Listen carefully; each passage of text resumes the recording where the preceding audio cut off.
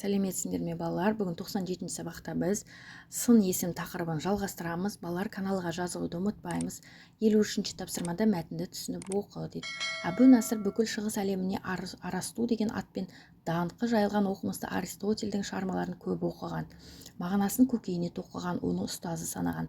Замандастары Әбу Насырдың ірі оқымысты, ойшыл данышпан дәрежесіне дейін өскенін көздерімен көрген. Бірақ кейбіреулер ғұламаның алғырлық сипатын жете түсіне алмаған. Сонда олар данышпанның өзінен біз таласып қалдық. Анығын түсіндіріңізші, сіз алғырсыз ба, әлде Арасту ма деп сұрайды. Әй ағайындар, дейді әлгі сұрақ берушілерге. Егер мен ұлы ұстаз Арасту заманда өмір сүрсем, онда сол ғұламаның білікті шәкірті ғана болар едім депті. Әбу Насырдың бұл сөзін естіген кісілер оның ақыл парасатына бас иеді. Жыл 12 ай кітабынан алынған. Осы мәтін не туралы дейді? Бұл мәтін Әбу Насырдың данышпандығы туралы. Мәтіндегі негізгі ойды анықта және оған ат қой. Мәтіннің негізгі ой ол кішіпейілділік, ақыл парасаттың көрінісі, және бұған ат қой дейді. Мәтінге біз данышпан Әбу Насыр деп қойсақ болады. Мәтіндегі мағынасы түсініксіз сөздерді белгілеп, сол сөздердің мағынасын түсіндірме сөзден біліп ал дейді. Көкейіне тоқу деген сөз, ол есімде сақтау, ұмытпау деген білдіреді.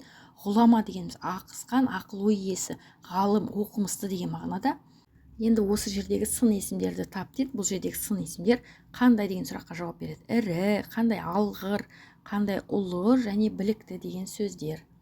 54-ші тапсырмада Әл-Фарабидің нақыл сөздерін көшіріп жаз дейді. Даналық істі ақылға салып тиянақты атқару деген сөз. Оған білім үйрену арқылы ғана қол жеткізуге болады. Парасат әр адамның кісілік қадірі, адам басындағы ізгі қасиеттер парасатты өсіретін қабілет. Қайырымды, ізгі ниет адам еш уақытта өлмейді. Осы нақыл сөздердің мағынасын топта талқылаңдар дейді. Дана болу үшін ақылды болып, бір істі аяғына дейін жеткізу керек дейді. Ол үшін білімді болсаң ғана қол жеткізе алады екенсің.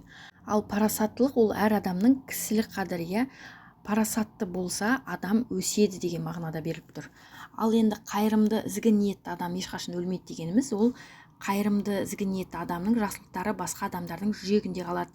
Келесі ұрпаққа сол адамның жақсылығын айта жүреді. Сондықтан қайырымды адамның өзі өмірден өтсе де, жасаған жақсылығының есімі мәңгі есте қалады дейміз. Одан кейін сын есімдердің астын сыз дейді. Бұл жерде сын есімдер кісілік, ізгі және ізгі ниетті деген сөздер. 55-ші тапсырмада берілген сын есімге бірнеше зат есім тауып айт дейді. Ескі дос десек болады, ескі дәстүр, ескі үй, немесе жұқа мата, жұқа киім, жұқа кілем, қызық ойын, қызық адам және қызық кітап деп жазамыз. Балалар, бүгінгі сабағымыз осымен аяқталды. Сабақ түсінікті болса лайк қоюды ұмытпаймыз. Келесі жаңа сабақтарда кездескенше сау болыңдар.